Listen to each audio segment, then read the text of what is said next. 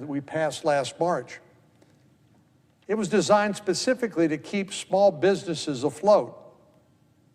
But now, Planned Parenthood can take advantage of the funding, something they were precluded from doing under bipartisan agreement previously. And there's another big political ally for our Democratic friends who would be newly eligible for these small business loans, the labor unions.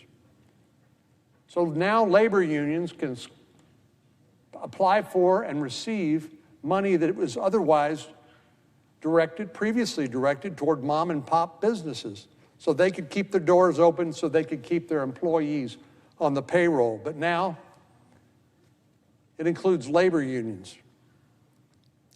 Many of the labor unions' pension plans in particular have been in dire financial straits for years, long before COVID-19 even existed.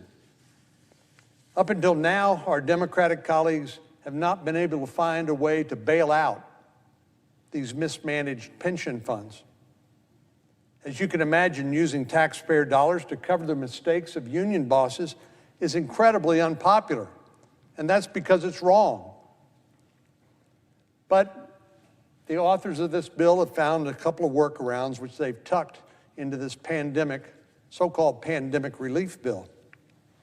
In addition to making labor unions eligible for the Paycheck Protection loans, the COVID-19 relief bill also creates a taxpayer fund to bail out underfunded union pension funds. That's not to help the public generally, that's to help labor union members, which is certainly their issue. I understand why it's important, but I don't understand why my taxpayers in Texas should have to bail out unfunded labor pension funds in other states. Union bosses who've mismanaged these funds and made bad choices will be rewarded with a taxpayer-funded check. And while there are a range of provisions to line the pockets of our friends on the other side of the aisle across the country, the authors of this bill also tried to sneak in more localized fixes, two of which have already been dropped from this bill. In one of the most audacious examples of tone-deaf Washington politics, one of these was an underground rail system in the Speaker's home state of California. An underground rail system. That has nothing to do with COVID-19. The Bay Area Rapid Transit Extension has been in the works for years, and Californians have raised concerns over the rising costs. In 2018, it was projected to cost nearly $4.7 billion. And that estimate has already jumped to $6.9 billion from $4.7 billion. Despite the fact that this rail system has absolutely nothing to do with the pandemic and would serve only the people of one of the wealthiest areas in the country, our Democratic friends provided more than $100 million for this project in their so-called COVID-19 relief bill. Well, fortunately, not any thanks to our Democratic friends who wrote the bill, this completely unrelated project has now been removed from the bill because it violates Senate rules. You're not supposed to be able to appropriate money and authorize transportation projects in a budget reconciliation bill. That's why it's gone. Not because our Democratic friends were embarrassed or had second thoughts after it was pointed out to them the hypocrisy of including that in the bill, but because it violates the Senate rules. Another portion of the bill that would have provided money for a bridge from New York to Canada. Let me think for a minute. Which senator would have stuck money for a bridge from New York to Canada in the bill? Well, there's two senators, one of whom is the majority leader from the state of New York.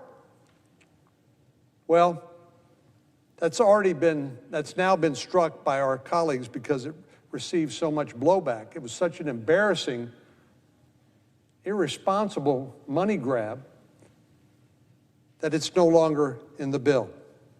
But we'll see if this trend continues and more of the completely unrelated partisan projects are eliminated, because the long list of unnecessary spending does not end there. This legislation also establishes a bureaucrat bailout, an exclusive paid leave fund just for federal employees. If their kids aren't in school full-time because of the pandemic, these employees could take home up to $1,400 a week in paid leave. That's roughly equivalent to $70,000 a year, all to stay home and not work. And these benefits would last for months. Federal employees could take home up to 600 hours of paid leave until September the 30th. Even though President Biden said every adult who wants to get vaccinated will be vaccinated by the end of May. This benefit, this ridiculous money grab, would last until the end of September, long after people had gained antibodies and immunity from COVID-19 as a result of having been vaccinated. Across the country, only about 35% of school districts have returned to fully in-person instruction.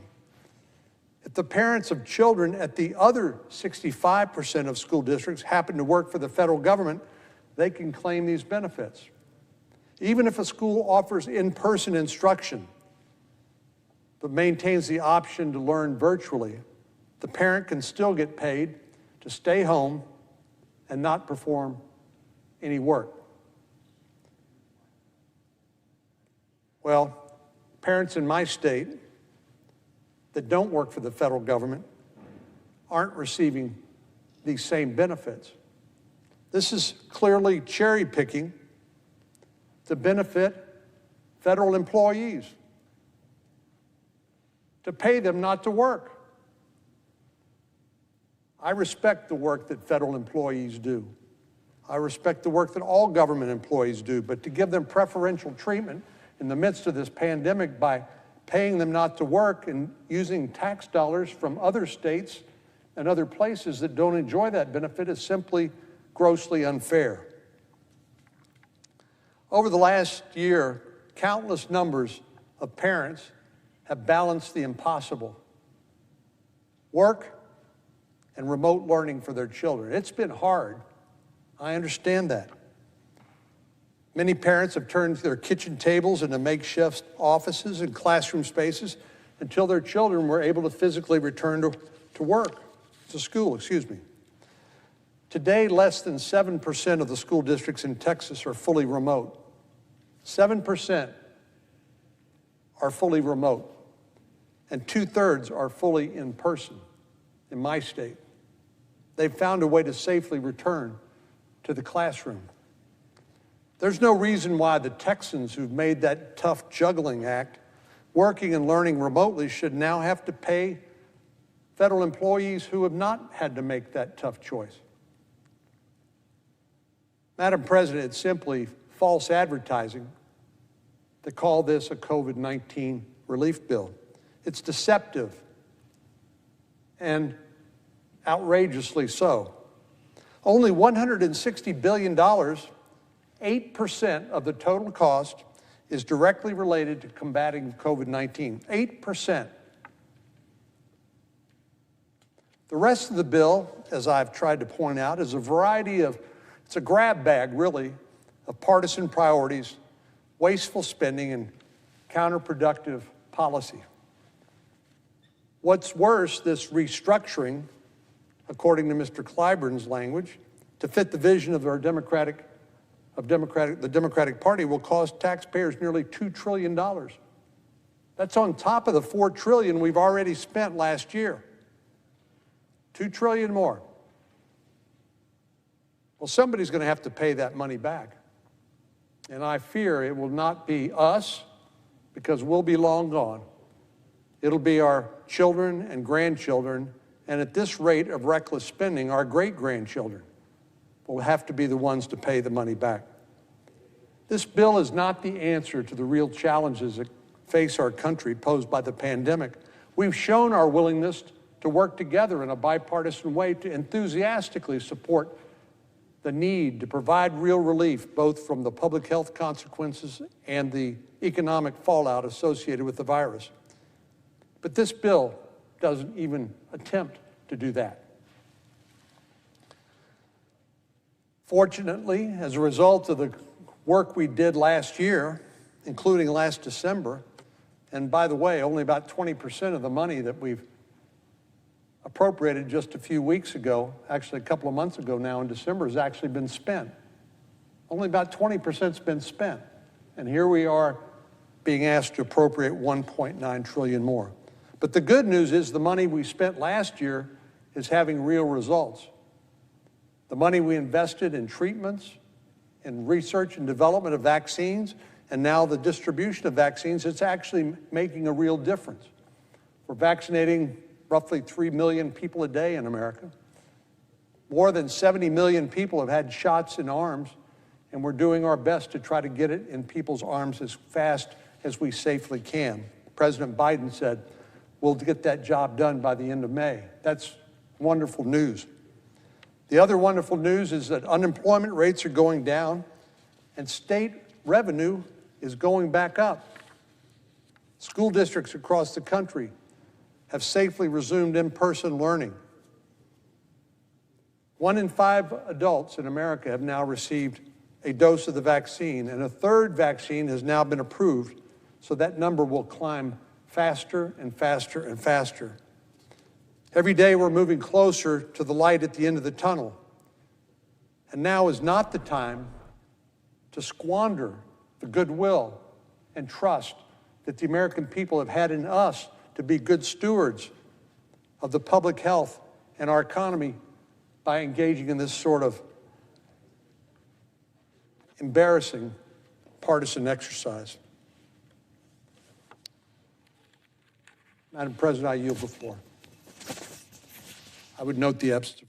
And that was Senator John Cornyn, Republican from Texas, just bashing this COVID-19 bill. That the debate will be happening a little bit later this evening. He points out that only 8% that's inside of this COVID-19 bill actually has to do with the pandemic. It's almost like if you go to your bank and you're looking for a mortgage, they say, absolutely, you are going to get that mortgage, but not only are you going to get the mortgage for the home, we're going to give you a mortgage for 50 malls across the country, and you get to own those as well. So it's a lot packaged into this COVID bill. Republicans, it doesn't look like there is going to be any support there on this COVID-19 bill. Looks like it's going to be a partisan pandemic bill, and we will see what happens a little bit later on the Senate floor here. You're watching News Now from Fox. Let's take a